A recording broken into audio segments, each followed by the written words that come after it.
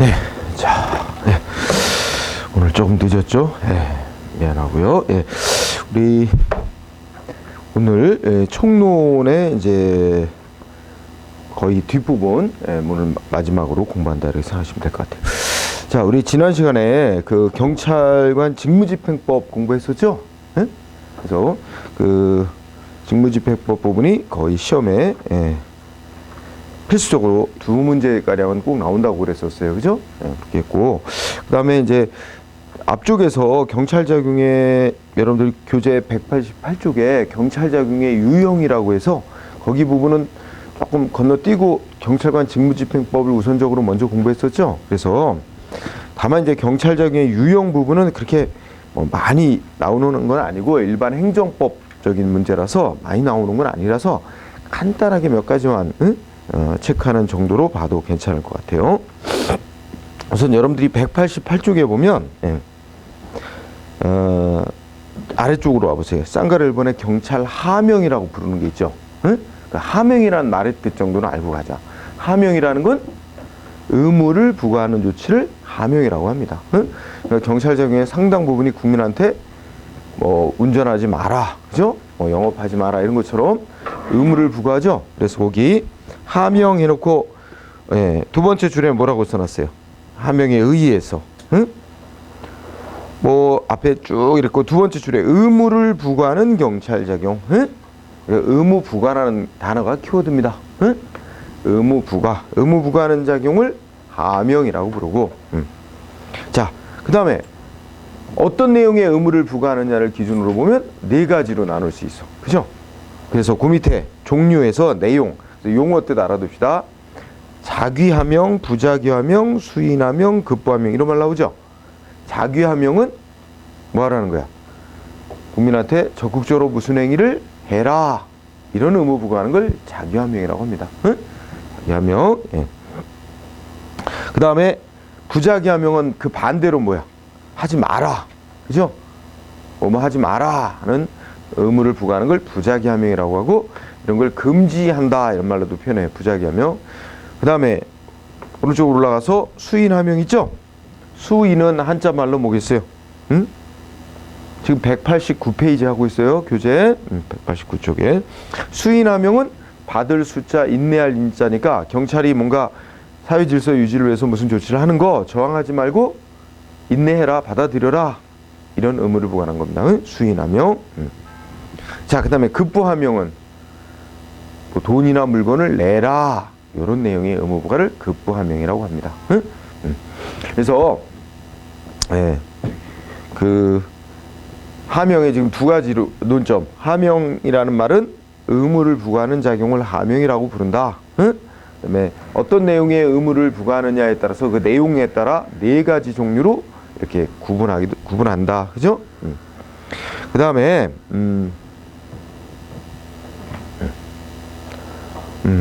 여러분들 이 법적 성질이라는 데 가보자. 자, 189쪽에 법적 성질에 리을번하고 미음번 요거만 좀 체크해 봅시다. 자, 리을번은 못 들었어요. 하명의 효과, 의무를 부과하면 의무를 부과한 행정기관의 권한지역 안에서만, 관할구역 안에서만 효력이 발생, 의무가 이제 생기는 게 원칙이지만 예외도 있다. 그죠? 여러분 운전면허 취소는 누가 시키죠? 운전면허 취소는 지방경찰청장이 해요. 운전면허 정지는 경찰서장이 해요. 그럼 여기서 만약에 종로 경찰서장이 어떤 사람에게 운전면허 정지시켰으면 종로에서만 운전 못하는 거야? 아니잖아. 전국에 다 운전 못하죠. 그러니까 이거는 그 종로 경찰서장의 관할구역 이외까지도 그 운전면허 정지 조치의 효력이 발생하겠죠. 여러분 운전면허 정지 처분은 내용적으로 보면 어떤 종류의 하명에 속하겠어? 자귀하명, 부자귀하명, 수인하명, 급부하명 중에 어디에 속해?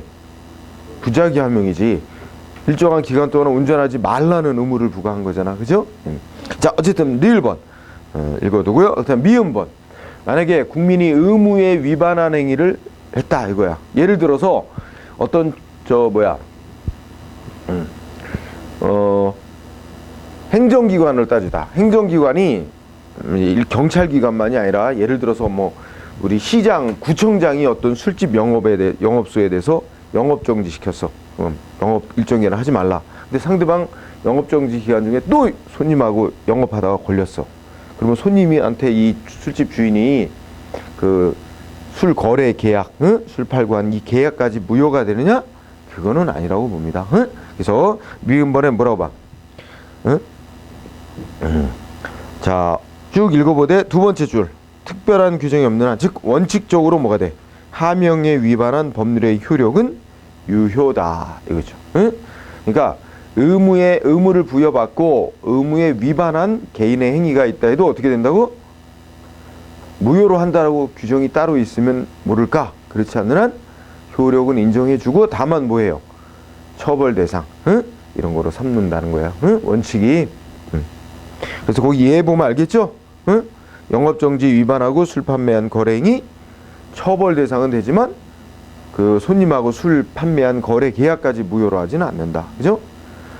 여러분 우리 택시 원래 법으로 합승 금지 돼 있어요. 그런데 합승 금지 규정 위반해서 택시기사가 손님 태워가지고 합승해서 그 운송했다가 적발됐다. 그러면 어떻게 돼? 기사 처벌은 되지만 그 손님하고 돈 받고 태워다 준 거래 계약까지 무효로 하는 건 아니란 말이야. 원칙이 그렇다는 거. 물론 무효로 한다고 규정이 있으면 그에 따르지만 그런 규정이 없는 한 그렇게 정리하면 될 거예요. 자, 하명 얘기는 그 정도 하고 그 다음에 허가. 자, 허가라는 거는 의의 첫째 줄 허가, 경찰 허가인데 허가라는 건 어떤 조치? 일반적 상대적인 금지를 특정한 경우에 해제. 요 정도. 더 줄이면 금지 해제해 주는 게 허가입니다. 그러니까 아까 금지가 법으로다가 모든 사람에게 일단 금지해 놓고 일정한 요건 갖추면 이제 해도 된다 하고 풀어주는 조치가 이제 허가거든. 그래서 이 허가는 금지를 해제해 주는 조치. 금지는 다른 말로 하면 부작위 의무란 말이야. 부작위 의무. 예를 들어 지금 우리나라 도로교통법에서 뭐 규정해놨어? 일단 모든 사람은 운전이 금지되어 있는 겁니다. 다만 경찰에 신청을 해서 운전면허를 받아야만 운전할 수 있도록 금지가 풀리는 거야. 운전면허가 내용상으로는 허가에 해당하는 조치입니다. 그래서 거기 뭐 셋째 줄에 예 들어놨죠. 운전면허, 총포상 영업허가, 술집 영업허가, 총포 소지허가 이런 거 다 들어놨죠. 그렇게 보통 허가에 해당하는 조치로 법이 정한 금지를 풀어주는 조치입니다. 그런데 넷째 줄에 보면 무슨 단어 또 있어요? 절대적인 금지라는 말이 나와요. 절대적인 금지 사항은 허가의 대상이 될 수가 없다. 여러분 절대적 금지 사항 내가 이해 안 들었는데 어떤 예를 들 수 있을까? 절대적으로 금지되는 사항. 절대로 이게 금지 풀어줄 수 없는 성격의 사항. 어떤 게 있을까? 예를 들어 청소년에게 술이나 담배 팔도록 허용하는 거 이런 거 있죠? 그런 건 절대 금지될 수밖에 없는 거야. 인신매매 영업 이런 거 허용할 수 있겠어요? 절대 금지될 수밖에 없는 거죠. 그죠? 그래서 우리 두 가지 공부하자. 의의에서 허가는 금지를 없애주는 조치다. 금지 해제해주는 조치다. 그런데 셋째 줄 절대적 금지사항은 허가가 될 수가 없는 거다. 정도. 그 다음에 동그라미 2번에 허가의 종류라고 돼 있죠? 허가의 종류는 어떻게 돼? 대인적 허가, 대물적 허가, 혼합적 허가 이런 구분이 있어요. 여러분 대인적 허가는 뭘 보고 허가를 해주는 거야? 사람의 자격, 능력 이런 거 보고 해주는 거야. 그거는 상대방 개인의 자격, 능력 보고 하는 거니까 어떻게 돼? 상대방한테만 허가의 효과가 생기는 거고 그 허가의 효과는 타인에게 넘겨주거나 상속되거나 이럴 수가 없게 되는 거지. 그래서 대인적인 허가는 어떻게 돼요? 두 번째 그때 허가의 효과가 이전 승계되지 않는다. 이 말 뜻 이해하겠어요? 예를 들어 어떤 게 그런 거예요? 운전면허 받으면 나 운전면허 또 따면 되니까 이거 너 가져. 이거 넘겨줄 수 있어? 그러면 그 사람 면허 받은 거로 돼요? 절대로 그런 성질이 있을 수가 없겠죠. 그래서 그런 건 대인적 허가라. 대인적 허가냐 대물적 허가냐 구분하는 건 바로 그 허가받은 효과가 이렇게 타인에게 이전 상속이 허용되느냐 안 되느냐 이거랑 관련이 있어요. 그래서 반면에 대물적 허가는 사람은 보는 게 아니야. 사람 보는 게 아니고 그 물건, 법이 요구하는, 법이 정하는 그 시설이나 뭐 물건 이런 요건을 갖췄을 때 이제 허가되고, 그런 게 이제 대물적인 허가상이야. 그럼 예를 들어보세요. 여러분들, 자, 술집 영업 허가 왔는데 사람 자격 조건 같은 거 필요해? 필요 없죠. 그게 술집이 영업 허가가 되는 지역인지, 그리고 법이 요구하는 무슨 뭐 시설 갖췄는지 이런 거 보고 허가 내주는 거야. 사람, 그 술집 허가 받는 사람 요건 안 따진단 말이야. 그죠? 그러니까 그런 술집 영업 허가 같은 걸 대물적 허가라 그래. 그럼 여러분 생각해봐. 술집 영업 허가 받은 사람이 뭐 처음에 이제 가게를 허가 받아서 처음 영업을 해가지고 가게 좀 키운 다음에 어떻게 돼? 거기다 뭐 보증금, 뭐 권리금이라 그러나, 우리 그런 거 좀 얹어갖고 딴 사람한테 가게 팔아. 그럼 그거 인수한 사람이 그 자리에서 다시 계속 술집 영업할 수 있지. 응? 다시 허가를 받을 필요는 없어요. 그 허가 받은 게 그대로 넘어오는 거거든.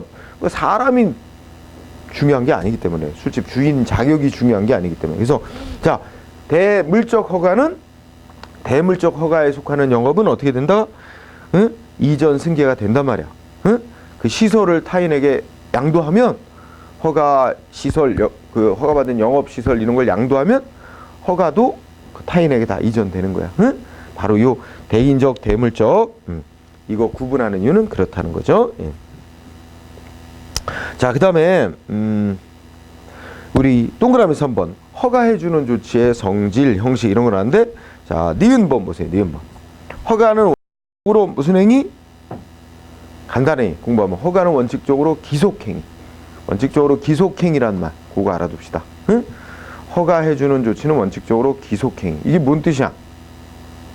허가 요건이 충족되면 경찰은 허가해줘야 된다는 거야. 응? 요건이 충족이 다, 법이 정한 요건이 충족됐는데도 뭐 이런 거 저런 거 이유를 들어 거부할 수도 있고, 뭐 허가 내줄 수도 있고, 이런 게 아니라 요건이 구비되면 허가 내줘야 할 의무가 있다는 거야, 원칙이. 응? 그런 거죠. 그래서 원칙적으로 기속행위. 그 다음에 리을번. 리을번의 키워드는 첫째 줄 끝에, 허가는 누구한테 보통 하냐면 허가해내달라고 신청을 해온 특정한 사람한테 허가를 해주는 게 보통이죠. 예를 들어 운전면허 신청해 온 사람한테 운전면허 내주는 거지. 그런데 포인트는 뭐야? 불특정 다수인에게 허가가 되는 경우도 있다. 응? 어떤 거 보면 알 수 있어? 도로 통행금지 해제. 그지? 그럼 모든 사람에게 도로 통행 금지시켰다가 이제 통행금지를 아무도 신청 안 했는데 통행금지 해제하면 모든 사람에게 통행을 금지 해제해 주는 거지. 허용하는 거지. 그러니까 불특정 다수인 대상으로 허가가 되는 경우도 있다. 응? 그래서 그거 하나. 이 얘기는 동시에 미음번하고 연결이 됩니다. 자, 미음번 끝에 뭐예요? 신청 없이 행해지는 허가도 있다. 보통 신청받아 갖고 이제 허가 내주는 건데, 신청이 안 했는데도 경찰기관이, 행정기관이 알아서 허가하는 경우도 있을 수 있단 말이야. 응? 결국 리을과 미음은 동전의 앞뒷면처럼 돼 있는 거죠. 이렇게 정리. 자, 그 다음에 4번 효과 등했어요. 자, 여러분, 허가를 내줬다는 거는, 허가해줬다는 건 뭘 의미한 거야? 법이 정한 금지만 풀어준 겁니다. 응? 여러분, 운전면허를 누구한테 내줬다. 그러면은 너는 운전하고 다녀도 돼 하고 이제 법이 정한 금지를 풀어서 자유를 다시 회복시켜 준 거야. 운전하고 다녀도 돼. 근데 너만 운전하고 다닐 권리를 준다. 그건 아니잖아. 너한테만 독점해서 뭘 할 권리를 준다. 그런 건 아니야. 따라서 기획본에 보면 허가를 내주는 건 첫째 줄에 뭐라 했어요? 금지를 해제해서 원래 태어날 때부터 갖고 태어난 자유를 회복시켜주는 조치다. 응? 그거일 뿐이지. 두 번째 줄에 뭐야? 상대방한테 뭐 너만 그 뭐 할 수 있는 권리를 준다, 이런 거하고는 아니라는 거지. 두 번째 줄에 상대방한테 무슨 권리 등을 설정해 주는 건 아니다. 응? 권리 등을 설정해 주는 건 아니다. 간단해서 독점적 권리를 주는 건 아니다. 우리가 술집 영업 허가를 내준다. 너만 이 골목에서 술집 영업해라 하고 독점해서 영업할 권리 주는 거 아니에요. 너는 요건을 구비했으니까 영업해도 돼, 이거야. 그러면 어떻게 돼? 또 딴 사람이 그 부근에 영업하고 싶다고, 술집 영업하고 싶다고 요건 같이 신청이면 또 허가 내줍니다. 응? 왜냐면 먼저 허가 내준 사람한테 독점 영어권 주는 거 아니기 때문에 그래. 요건만 갖추면 다 내주는 거야. 운전면허 요건 갖추면 다 면허 내주죠. 응? 야, 도로에 이렇게 차가 많은데 또 운전면허 내줘? 이런 것, 그런 거 따지지 않는 거란 말이야. 응? 그래서 자, 기억번에 허가는 금지를 해제해서 금지를 풀어서 원래의 자유를 회복시켜 주는 것 뿐이지 상대방한테 독점적인 권리를 주는 건 아니다. 응? 네, 그 정도. 그 다음에 니은번. 허가를 내준다는 건 뭐야? 응? 그 허가에 관계된 그 법의 금지만 풀어주는 거지 다른 법의 금지까지 같이 풀리는 건 아닙니다. 응? 그게 원칙이야. 그래서 지난번에 우리 경찰 공무원 공부할 때 했었나? 여러분 경찰 공무원 술집 영업 허가 받을 수 있다 그래서 없다 그래서? 경찰 공무원 신분을 가진 채 술집 영업 허가 받을 수 있다 없다? 술집 영업 허가는 조금 아까 대물적인 영업 허가라고 그랬어. 사람 자격 신분 안 따져. 공무원이든 아니든 뭐야 시설 요건 이런 거 다 갖추면 술집 영업 허가는 받을 수 있어. 그러면 술집 영업 허가는 예를 들어 식품위생법상의 금지만 풀린 거야. 근데 공무원 신분을 갖고 있는 한 어떤 법의 금지는 안 풀려? 공무원법상의 영리 업무 종사해서는 안 된다는 공무원법상의 금지 의무는 안 풀리는 거야. 그러니까 어떻게 돼? 공무원법상의 금지 규정에 걸려서 영업은 못하는 거지. 하다 걸리면 징계 사유가 되는 거지. 그러니까 지금 한 말이 뭐야? 허가를 내준다, 허가를 해줬다는 건 그 허가에 관계된 그 법의 금지만 풀리는 거지 관련된 다른 법의 금지까지 같이 다 풀리는 건 아니다. 응? 따라서 결과적으로 공무원은 술집 영업 허가를 받는다 해도 실제 영업 행위를 할 수 없게 되는 거죠. 응? 공무원법상의 금지 때문에. 자, 그 다음에 디귿번. 허가의 효과는 두 번째 줄 관할 구역 밖에까지 효력이 미치는 경우도 있다. 당연히 그렇겠죠.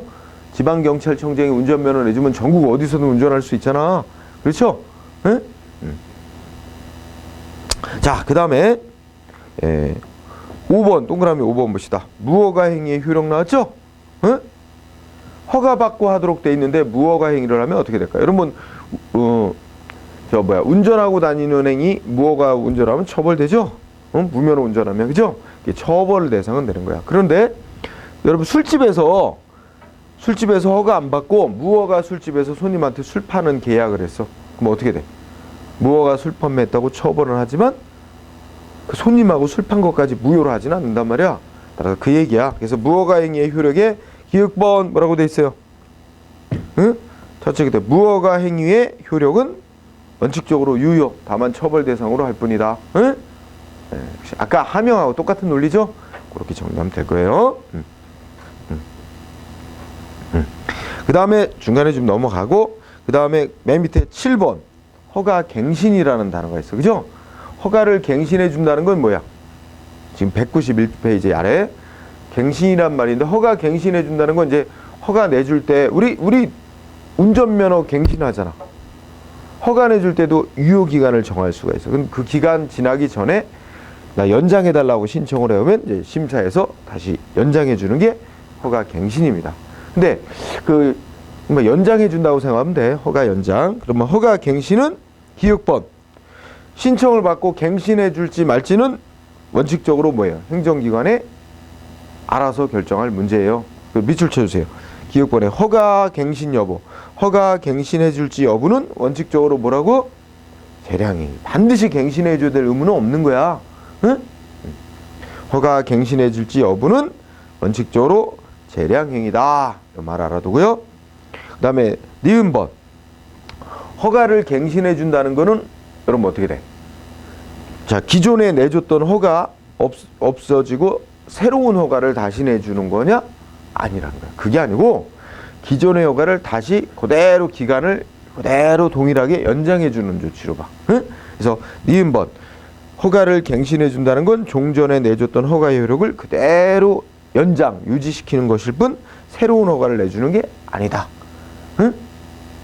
문장. 그러니까 어떻게 될까요? 새로운 허가를 내준 게 아니니까 그 갱신해 주기 전에 법 위반 사실이 있었다면 갱신해 주고 난 뒤에도 그걸 이유로 갱신되고 난 뒤에 허가를 또 취소할 수도 있는 사유가 된다는 거야. 응? 만약에 이게 새로운 허가를 내준 게 되면은 종전 허가 당시 위반 사유는 종전 허가를 취소할 수는 있어도 새로운 허가를 취소할 수 있는 사유는 못 되겠지만 우리 판례는 뭐야? 갱신해 준다는 건 새로운 허가를 내주는 게 아니기 때문에 종전 허가를 그대로 연장해 주는 거에 불과하기 때문에 종전 허가 당시에 위반 사유로 뭐야? 갱신된 뒤에도 그 취소 사유로 삼을 수 있다는 거야. 응? 니은번 꼭 알아줍시다. 그다음에 하나 더 할까요? 그 뭐야? 디귿번. 거기 종기 도래 후 여기서 중요한 단어는 종기가 도래했대요. 종기라는 말은 뭐야? 허가 유효기간 지났단 말이야. 그럼 허가 유효기간 지나면 어떻게 돼요? 종전 허가는 없어지는 거지. 우리가 운전면허 갱신기간 지나버리면 운전면허가 없어져요. 그렇죠? 그럼 내가 운전면허 갱신기간 다 지났는데 그래서 운전면허 효력은 없어졌는데 뒤늦게 가서 면허 갱신해 주세요. 그러면 갱신해다 그게 말이 갱신이지? 진짜 갱신이야? 그건 아니고 그거는 새로운 면허 신청하는 것밖에 안 되는 거죠. 응? 그러니까 갱신이란 건 반드시 언제 신청해야 돼? 그 유효기간이 끝나기 전에 그게 이제 종기가 도래하기 전에 끝날 종자 아니야? 종기 도래 전에 갱신해달라고 신청을 해야 되는 거고 만약에 종기가 도래한 후에 갱신해달라고 신청을 했다면 그거는 진짜 갱신해달라는 신청으로 볼 수는 없는 거고 말이 표현만 그렇지 새로운 허가 신청한 것으로 봐야 된다. 그지? 예, 그런 얘기입니다. 예, 그 정도 허가. 그 다음에 예, 거기에 이제 192페이지에 뭐 경찰 면제, 그 다음에 뭐 준법률행위적 행정이라서 확인 공증 통지 수리 뭐 그 다음에 193페이지에 경찰행위의 부관 뭐 이런 거 나오는데 이게 다 원래는 기본적으로 이제 행정법의 영역에서 다루는 중요한 주제들이거든. 근데 잘 안 내요. 경찰학에서는 잘 안 내서 굳이 해야 될 필요가 있을까? 뭐 그런 생각은 합니다. 안 내는 영역을 굳이 해야 될 필요는 없지 않나 이렇게 생각을 해요. 자, 그래서 요거는 이제 뭐 일단 우리가 지금 처음 강의를 진행하는 단계니까 그 시험에 나오는 영역 집중적으로 나오는 데서 계속 나오니까 그 부분을 위주로 하고 이거는 그 잘 안 나오는 영역은 반복해서 공부를 할 때 그때 이제 한 번씩 보는 그런 거로 하는 게 공부의 원칙상 맞는 것 같아. 응? 네, 그렇게 보면 돼. 예를 들어 198페이지 같은 경우에 여러분들 교재 하자의 승계 뭐 이런 거 있어. 아주 드물게 어쩌다가 시험 문제 과거에 한 몇 년, 한 5, 6년 전인가 갑자기 뭐 하자의 승계 인정된 걸 사례를 고르시오. 이런 식의 문제가 툭 튀어나오는 경우가 있어. 응? 근데 그런 거 한 5, 6년에 한 번씩 나올까 말까 한 문제 그런 거 대비해서 이거 열심히 공부하는 건 비효율적이란 말이야. 우선적으로 해야 될 건 그게 아니고 매년 거의 빠짐없이 나오는 영역을 집중해서 응?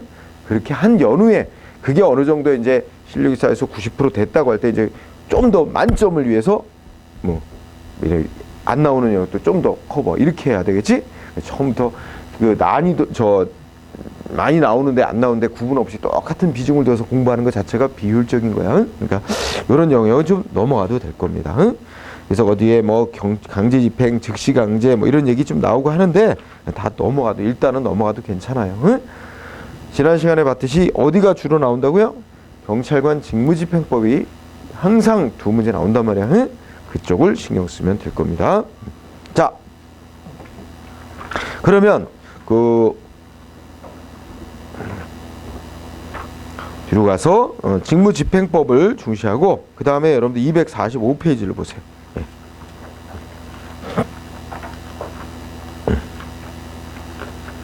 자, 245페이지를 보면 행정 절차라고 나와 있어요. 행정 절차. 원래도 이거는 굉장히 중요한 영역이긴 한데 경찰 시험에서는 거의 안 내. 경찰 채용 시험에서는 이 행정 절차법이라 이 원래 이제 중요한 게 뭐냐면 다음 페이지에 246페이지에 행정 절차법이라는 게 일반 공무원 시험에서 행정 절차법이라는 게 필수로 나오는 영역이거든. 그럼에도 불구하고 경찰 공무원 시험에서는 안 내요. 거의 안 냈다고 보면 돼. 그러니까 이것도 약간 건너뛰되 뭐만 체크하냐면 우리나라 행정 절차법의 특징이라고 있어. 그죠? 응? 그 부분만 좀 체크해보자. 교재 246조 행정절차법의 특징. 응? 거기에서 특히 이제 뭐만 공부하냐면 동그라미 사망을 위해도 동그라미 사망에 보면 무슨 말이 있어요? 우리나라 행정절차법에 행정기관이 국민한테 하는 행정작용 5가지 종류에 대해서만 절차를 규정해놨어. 읽어나가면 무슨 작용? 처분하는 작용, 응?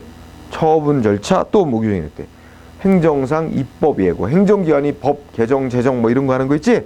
그런 거 할 때는 국민한테 미리 예고하는 행정상 입법 예고에 관한 절차. 그 다음에 국민 생활에 중요한 영향을 미치는 행정작용을 예고하도록 행정예고. 그 다음에 국민이 뭐 신고를 해오면 그 어떻게 처리해야 되는지 신고에 관한 절차. 그 다음에 국민에 대한 행정지도라는 절차. 응? 그러니까 자, 지금 얘기한 거는 뭐야? 우리나라 행정절차법에 지금 5가지 작용에 관한 절차를 규정을 해놨다. 그런데 두 번째 줄에 뭐에 대해서는 규정이 없다고? 행정기관이 계획 짜는 거 있지? 그 행정계획에 관해서는 아무 규정이 없다. 또 국민하고 계약 맺는 거 있지? 행정법상의 계약, 공법상 계약 맺는 거에 대해서도 규정이 없다. 행정기관이 무슨 조사하는 거에 대해서도 규정이 없다. 응? 국민한테 사전 약속하는 행위를 확약이라고 그러는데 그런 것도 없다. 그래서 시험은 뭐 나오냐면 만약에 나왔다 그러면 이제까지 한 번 정도 나온 적 있나? 다음 중 우리나라 행정절차법에 규정돼 있지 않은 사항은, 그리고 대체로 답은 행정계획을 답이 되게 해. 응? 자, 그래서 그 사망, 동그라미 사망만 있는 거 5가지 있어. 처분, 입법예고, 행정예고, 그다음에 신고, 행정지도, 그죠? 그다음에 없는 거 행정계획, 뭐 계약, 응? 행정조사, 확약 뭐 이런 거는 없단 말이야. 응? 그것만 위에 두면 굳이 이 세부법 이것까지 지금 당장 할 필요는 없다. 응? 그러나 여러분들 255페이지에 행정정보의 공개라고 있죠? 응? 정보 공개는 최근 들어 자주 나오기 시작했어요. 원래 이거 일찍부터 나왔어야 되는데 최근 작년도 2015년도 3차에도 나오고 1차에도 나왔나? 이 정보공개법이라고 만들어져 있어서 이 법률의 내용이 요새 최근 자주 나오고 있어요. 그래서 강조된다. 응? 자, 그래서 정보공개 청구권 얘기를 한번 보세요. 여러분들 255페이지에 읽어보되 여기서 정보공개제도라는 건 국민이 알고 싶은 정보 있다고 공개해달라고 요구 들어오면 신청해오면 원칙적으로 그 정보를 의무적으로 공개해주는 제도를 정보공개라 그래요. 공개제도 읽고 지나가되 쌍가로 3번 공부합니다. 응? 자, 쌍가로 3번에 정보공개 청구권 의. 자, 두째 줄서부터 그 밑줄 쳐주세요. 정보공개 청구권이라는 우리 개인들의 권리 속에는 자기 정보 공개해달라고 청구하는 개인이 자기하고 직접 이해관계가 있는 정보, 이거 공개 청구할 수 있다는 것뿐만 아니라 뭐까지? 자기하고 직접 이해관계가 없는 사안에 관한 정보도 공개해달라고 청구하는 권리가 포함된다는 거야. 응? 지금 읽은 거의 포인트는 자기하고 직접 이해관계가 없는 사안에 관한 정보도 공개해달라고 청구할 수 있는 권리 속에 다 들어간다는 거야. 응? 그게 판례입니다. 응? 알아두고요. 그 다음에 법적 근거 있죠? 그 기억만 중시한다. 응? 기억 뭐라고? 자, 우리 여러분이나 나나 국가의 기관에 대해서 알고 싶은 정보 공개해달라고 청구할 권리 있다 이거야. 근데 정보공개 청구권은 어디로부터 나오냐? 알 권리로부터 나온대. 근데 알 권리는 어디 있느냐? 헌법상의 기본권으로 인정돼. 근데 헌법 어디를 봐도 알 권리라는 문구는 없다. 그러면 헌법에 의해서 인정되는 권리라는데 어디서 나오냐? 헌법 헌법 20 몇 조더라? 21조의 표현의 자유, 언론 출판의 자유 있죠? 거기서 나온다. 그래서 기억법 말하면 쌍가루 3번의 제목 정보공개 청구권이라는 개인의 권리는 헌법상의 알 권리부터 나오는데 알 권리는 뭐야? 표현의 자유 규정으로부터 나온다. 헌법 21조에 표현의 자유로부터 나온다. 응? 그렇게 하나. 응. 그래서 정보 공개에 관한 법률이 이제 만들어져 있습니다. 응. 자, 그래서 256페이지로 바로 가요. 그래서 자, 이거 법 내용 중요시해요. 응? 응. 요새 많이 나오고 있으니까 제목은 이제 공공기관의 정보 공개에 관한 법률이야. 응. 그래서 자, 1번 공개 대상인 정보 이거 공부해야 됩니다. 공개 대상인 정보. 응? 즉 공개해야 될 대상인 정보는 자, 밑줄 쳐주세요. 공공기관이 직무상 작성 또는 취득하여 관리하고 있는 응? 응. 직무상 작성 또는 취득하여 관리하고 있는 문서 가로치고 전자문서도 포함. 원래 경찰 시험에서 이런 거 잘 바꾸잖아. 포함을 제외로 바꾼다든지 이런 거 잘해. 치사하게. 응? 전자문서로 돼 있다. 그 뒷얘기는 뭘까? 정보가 저장돼 있는 형태가 어떤 것인지는 안 따진다는 거야. 우리 공공기관에 당연히 경찰기관 들어가는 거야. 경찰기관이 직무상 작성했거나 또는 직접 작성하는 건 아니지만 외부에서 작성한 자료 제출받아갖고 하여튼 취득해서 보관하고 있는 거죠.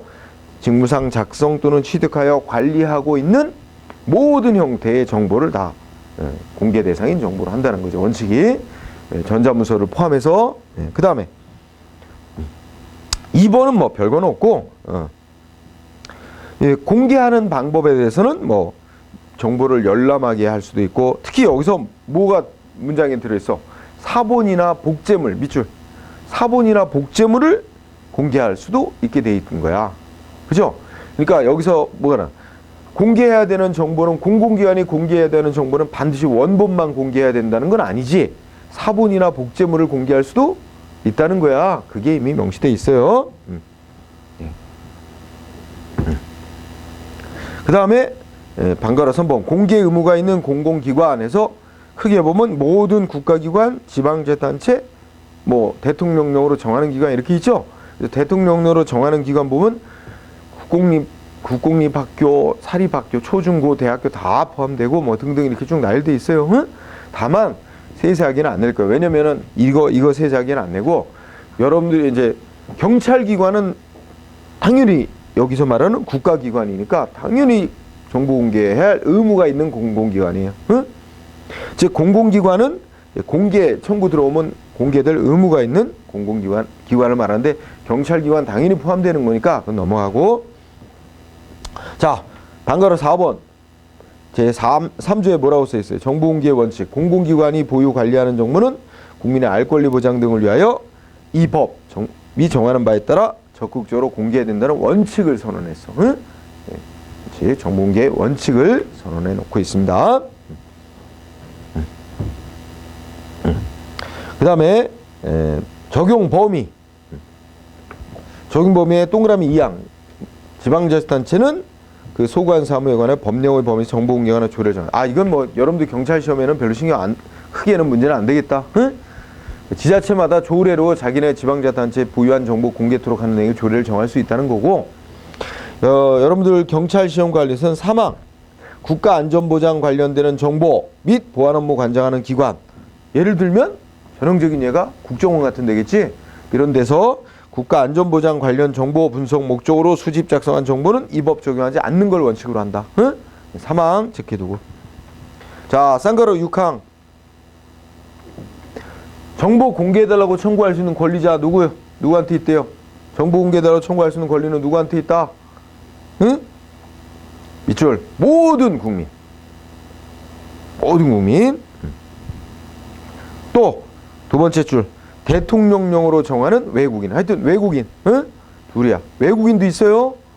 대통령령으로 정하는 외국인. 괄호 속에 읽어보면 국내에 일정한 주소를 두고 거주하는 외국인, 학술 연구 목적으로 일시 체류하는 외국인 등. 응? 일정한 외국인도 여러분들 경찰기관에다 알고 싶은 정보 공개달라고 청구할 수 있단 말이야. 자, 간단히 정리해서 정보 공개 청구권이란 권리를 갖는 자는 모든 국민, 그다음에 일정한 외국인. 자, 모든 국민 속에는 그 모든 국민에서 그 밑줄 쳐. 모든 국민. 그랬고, 정보공개를 청구할 수 있는 모든 국민 속에는 자연인, 사람, 응? 법인, 또 법인 아닌 단체, 법인이 아닌 단체도 포함됩니다. 그리고 법인이나 법인 아닌 단체는 설립 목적도 안 따집니다. 설립 목적 불문 안 따진다. 응? 따라서 불문하니까 자, 시민운동 단체 있죠? 응? 시민단체도 뭐 할 수 있어? 시민단체도 행정감시 목적으로 뭐 할 수 있다? 목적으로 정보공개 청구할 수 있다.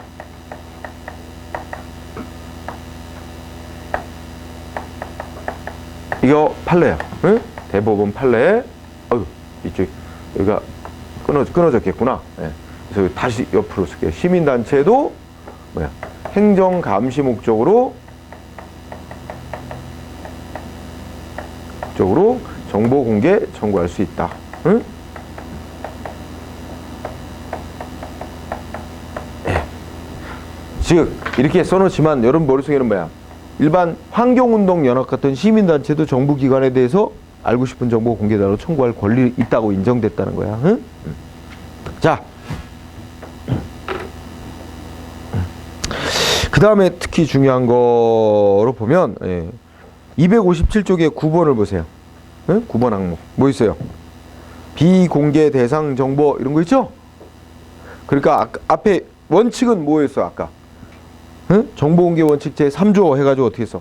공공기관이 보유 관리하는 정보는 적극적으로 공개해야 된다고 원칙을 선해놨었죠? 3조에서.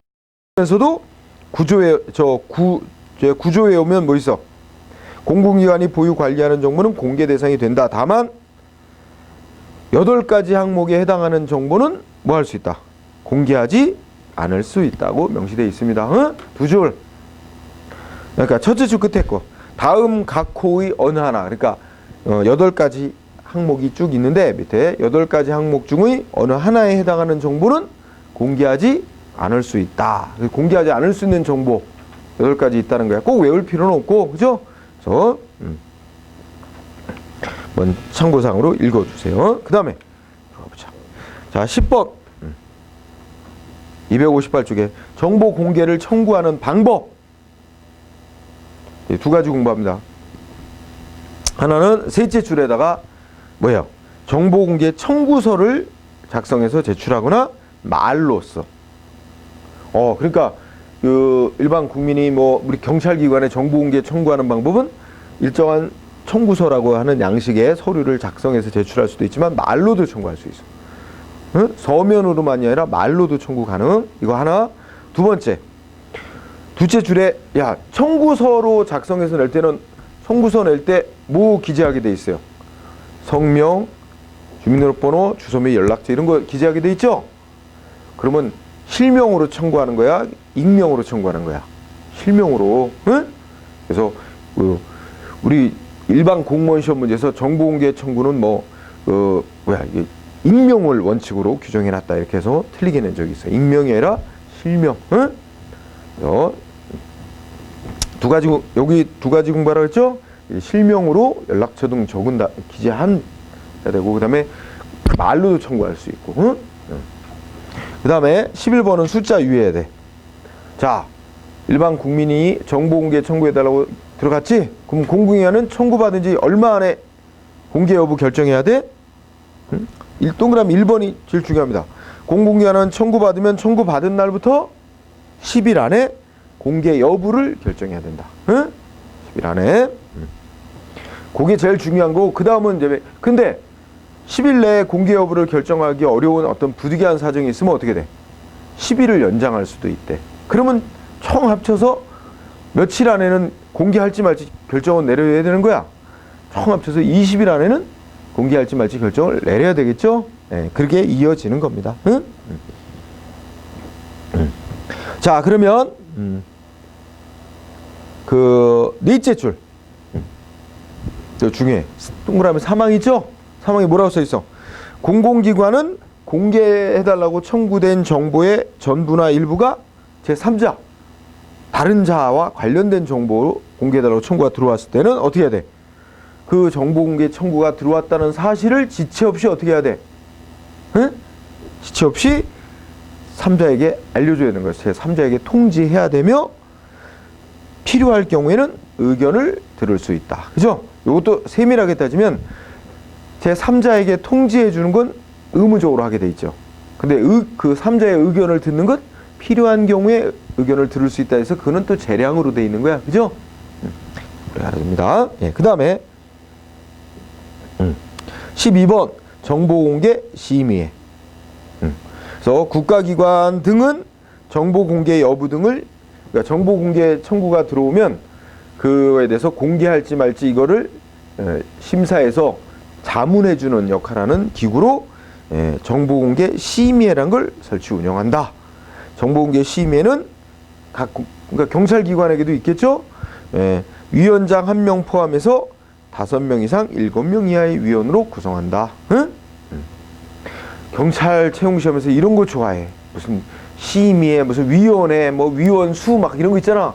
정말 치사하게 그런 거 좋아해. 그래서 이런 거 체크해놓고 그 다음에 13번은 그냥 설명만 들어봐. 뭐야? 그러면 누가 정보 공개해달라고 청구했죠? 그럼 경찰기관이 만약에 공개하기로 결정을 했으면 어떻게 돼? 공개키로 결정냈다고 또 통지를 문서로 통지해주면서 언제 어디서 공개해주겠다. 응? 그리고 통보해주는 거야. 만약에 공개 거부하는 결정을 내렸다.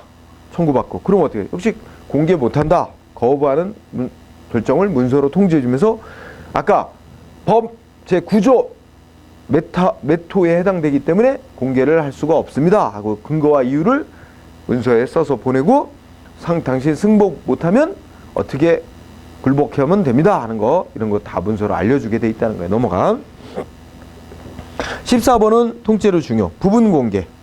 부분 공개 조항을 보면 국민이 공개해달라고 청구한 정보 중에 어떤 부분은 공개할 수 있는 부분이고 어떤 부분은 공개할 수 없는 부분이고 섞여 있대. 근데 그걸 분리할 수 있대. 그러면 어떻게 하래? 가능한 한 공개할 수 없는 부분을 제외한 나머지만이라도 공개를 해야 한다. 응?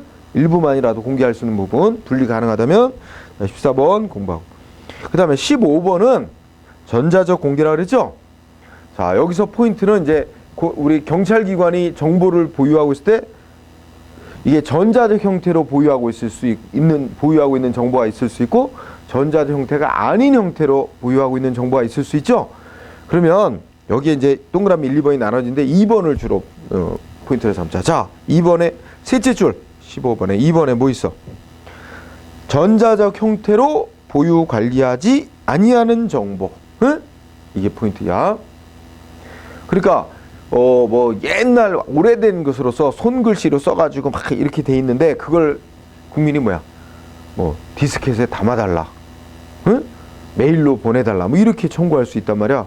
그러면 전자적 형태로 보유하고 있지 않은 정보인데 국민은 전자적 형태로 공개해달라고 청구 들어왔어. 그러면 어떻게 하래? 응? 뭐 특별한 사정이 없는 한 전자적 형태로 변환하여 공개할 수 있다. 응? 마지막 결론이. 이런 거를 일반 공무원 시험에서 어떻게 바꾸냐면 전자적 형태로 보유 관리하고 있지 않은 정보는 뭐야? 전자적 형태로 해달라고 청구 들어오면 공개해서 전자 형태로 그거는 공개 안 해도 된다. 전자 형태로 보유 관리하고 있지 않은데 전자적 형태로 공개해달라고 청구 들어오면 그 원하는 형태의 전자 형태로 공개하지 않아도 된다고 규정이 있다. 이렇게 잘 틀리게 만드는 부분이야. 응? 그러니까 전자적 형태로 보유되어 있는 정보만 전자적 형태로 공개할 수 있는 게 아니라 전자적 형태로 보유 관리되고 있지 않은 정보도 특별한 사정이 없는 한 전자적 형태로 바꿔서 공개할 수 있도록 돼 있어요. 응? 그 점을 유의하고. 그 다음에 워낙 뭐 문제 낼 게 많으니까 그 259쪽에 17번 비용 부담 있죠? 그것도 중요해요. 자, 정보 공개 및 우송에 드는 비용은 누가 부담한다고? 응? 실비의 범위 안에서 실제 들어간 비용 범위에서 청구인이 부담한다. 응? 청구인이 부담한다는 게 중요한 단어예요. 응? 요거를 틀리게 만들면 뭐 경찰기관 또는 공공기관이 부담한다 그러면 안 돼. 청구인이 부담한다.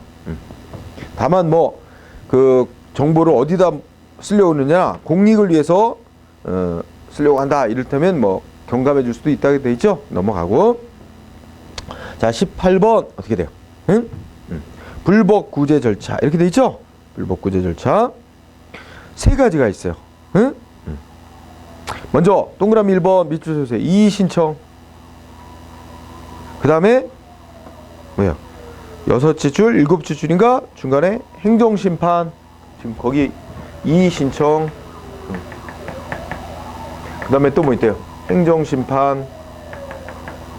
그 다음에 행정소송. 그러니까 우리 어떤 사람이 경찰기관에 어떤 정보 공개해달라고 신청을 했는데 거부 결정 내렸어. 그러면 거부 결정 통지서 받은 날로부터 30일 안에 거부한 결정 해당 경찰기관에 이의 신청을 할 수 있어. 응? 또는 20일이 지나도 아무 결정 안 해도 그때로부터 30일 안에 이의 신청. 자, 그래서 이의 신청의 중요한 거, 넷째 줄. 청구인은 정보공개 청구를 했다가 거부받거나 이런 사람은 어떻게 돼? 넷째 줄 30일 이내에 어디다? 거부 결정 내린 해당 공공기관에. 그 다음에 뭐야? 방법은 문서로. 응? 그리고 이의 신청 할 수 있다. 할 수 있다니까 꼭 해야 돼요? 안 해도 돼. 이거는 이제 선택이야. 응? 요거 유의. 그 다음에 하나 더. 이의 신청이 바로 밑에 이의 신청이 들어오면 공공기관은 이의 신청 들어온 사건에 대해서 얼마 만에 결정 내려서 통보해 줘야 돼? 7일 안에 결정해서 통보해 줘야 돼. 응? 그 밑에 숫자 7일 이내에 결정해서 이의 신청 들어온 거에 대해서 7일 이내에 결정해서 통보해 줘야 된다. 응? 그 다음에는 행정심판. 여러분 여기서 중요한 거는 이의 신청 안 하고 바로 행정심판이라는 걸 청구해도 돼. 행정심판법이 정한 바에 따라 상급기관에다가 이 정보공개 거부하는 결정은 잘못된 거 취소해달라 이런 식으로 행정심판 청구할 수 있어. 응? 그래서 여기서는 동그라미 2번 다 넘어가고 넷째 동그라미 2번 행정심판에서 동그라미 2번 행정심판에서 셋째 줄 뭐라고 했어? 청구인은 이의 신청 절차를 거치지 아니하고 행정심판 청구할 수 있다. 요거만 밑줄이죠. 따라서 이것도 행정심판 할 수 있다야 끝에가. 그러니까 이건 어떻게 돼요? 선택사항이야 두 가지는. 따라서 결론적으로 행정소송을 제기하려면 어떻게 될까? 이거 다 거쳐야 돼? 이거 다 안 거치고 바로 소송 제기해도 된다고. 응? 그래서 그렇게 이어지는 거예요. 그러면 이제 행정소송. 그 밑에 이제 행정소송 있죠? 행정소송 어떻게 되나? 행정소송법에 따라 행정소송 제기할 수 있다. 이때 거기 행정소송의 셋째 줄 재판장은 필요하다고 인정하면 당사자를 참여시키지 아니하고 제출된 제출된 정보를 비공개로 열람심사할 수 있다. 응? 여러분 재판은 원래 일반 사람들 방청하는 상태에서 공개리에 진행하는 거죠. 근데 그 재판 과정에서 그 거부된 정보 어떠고 저떠고 떠들면 다 공개하는 결과가 되죠. 그러니까 판사만 공공연합 제출 받아서 따로 이렇게 심사할 수 있다는 얘기지. 그 얘기고. 그 다음에 동그라미 4번은 제3자의 비공개 요청 있죠? 그것도 중요한 거야. 자, 아까 어디서 시작하나? 여러분 어떤 사람이 경찰기관에 어떤 정보를 공개해달라고 신청이 들어왔는데 그 정보가 제3자, 다른 자하고 관계된 정보야. 그러면 아까 어떻게 하게 돼 있어? 공공기관은 제3자한테 지체 없이 통보해주게 돼 있죠? 그럼 통보를 받은 제3자는 자기와 관련된 정보 공개되는 걸 원치 않는다면 해당 공공기관에다 공개하지 말아달라. 비공개 요청할 수 있는 거야. 응? 그래서 그 밑줄. 네. 자, 자기와 관계된 정보를 자기와 관계된 정보 공개가 청구됐다는 사실 공공기관으로부터 통지받은 제3자는 그 통지받은 앞부터 3일 안에 비공개해 줄 것을 요청할 수 있다. 응? 그런데 중요한 건 비공개 요청이 있다 그래서 그냥 공개 못하는 거 아니에요? 응? 비공개 요청이 있더라도 또 이것저것 따져가지고 공개의 필요성이 크다 그러면 공개 결정 나올 수 있어. 따라서 3자는 비공개 요청을 했는데도 공공기관이 청구인한테 공개하는 결정을 내렸어. 응? 그러면 또 공개 결정 내렸다고 그 제3자에게 다시 또 통보하게 돼 있어요. 그러면 제3자는 뭘 요청했는데? 비공개해 줄 것을 요청했는데 그럼에도 공개키로 결정 났다고 또 통보가 오지? 그럼 열받을 거 아니야? 그럼 뭐 할 수 있어? 역시 이거 이의 신청, 행정심판, 행정 이거 할 수 있는데 똑같아. 그런데 다만 이의 신청만은 기간이 짧아. 언제까지 해야 된대? 이의 신청. 제3자가 이의 신청하는 기간은 7일 내에 해야 된다고. 응? 제3자가 이의 신청은 공개 결정 내렸다고 통지받은 날부터 7일 이내에 해야 된다. 그렇죠? 아까 공공기관에 정보 공개해달라고 청구했다가 거부 결정 받은 자는 이의 신청 며칠 안에 하면 돼? 30일. 그런데 이제 비공개 요청을 했는데도 공개 결정 나왔다고 통지받은 제3자는 7일 안에 이의 신청해야 된다고. 그게 좀 이의 신청 기간 짧은 거지? 그렇게 정리. 그 다음에 19번 정보공개위원회. 정보공개위원회 쭉 읽어볼까요? 네. 정보공개에 관한 정책 수립, 또 제도 개선, 정보공개 기준 수립 등 이런 것들을 하기 위해서 자 소속 어디? 그런 거 비추세요. 소속 행자부 장관 소속 기관명 정보공개위원회를 둔다. 응? 정보공개위원회는 그 전국에 하나뿐이 없는 거예요. 행자부 장관 밑에 딱 하나 설치되어 있는 기관이에요. 전국에 똑같은 기준 마련 이런 거 하기 위해서. 응? 자 구성은 어떻게 해요? 위원장, 부위원장 각각의 한 명을 포함해서 몇 명입니까? 총 9명. 응? 위원장 1명, 부위원장 1명, 그 외에 위원 7명 해서 9명. 하여튼 이런 거 좋아해. 출제자들. 그 다음에 제도 총괄. 총괄은 누가 한대? 이 정보 공개 이 문제에 대해서 총괄하는 부처 장관 누구야? 행자부 장관. 그죠? 다만 두 번째 줄 읽어보자. 행자부 장관은 왜요? 정보공개위원회가 정보공개제도의 효율적 운영을 위하여 필요하다고 요청하면 공공기관의 정보공개 제도 운영 실태를 평가할 수 있다. 그런데 셋째 줄에 행자부 장관이 평가할 수 있는 기관에서 제외되는 거 있죠? 응? 국회, 법원, 헌재, 중앙선거관위는 행자부 장관의 평가 대상에서 제외입니다. 응? 예, 그런 거에 유의하면 돼. 그래서 이 정보 공개 문제 계속 연이어 내고 있어. 응? 이 정보 공개법 내용을 중시하세요. 원래 이거 관련 판례도 무지 많아요. 근데 판례 내지도 않아. 법조문만 갖고 내. 그래서 내가 판례는 또 그 빼놨습니다. 시험에. 예, 저 교재에서. 그 다음에는 여러분들 260쪽에 개인정보의 보호제도라는 게 있어요. 사실 이것도 중요한 내용이거든 사실. 그런데 아직 경찰 시험에는 안 내고 있어. 하나도. 응? 법 만들어진 지도 꽤 됐는데도 불구하고. 그래서 이것도 넘어가도 될 것 같아. 응? 이 개인정보 보호 문제는 저 뒤에 사생활 보호와 관련해서 강론은 가면 정보경찰 파트 나와. 그거와 관련해서 조금 언급이 있을 수는 있습니다. 응? 자, 첫 시간은 그거 하고 쉬었다가 뒤에 파트 또 이어갑시다.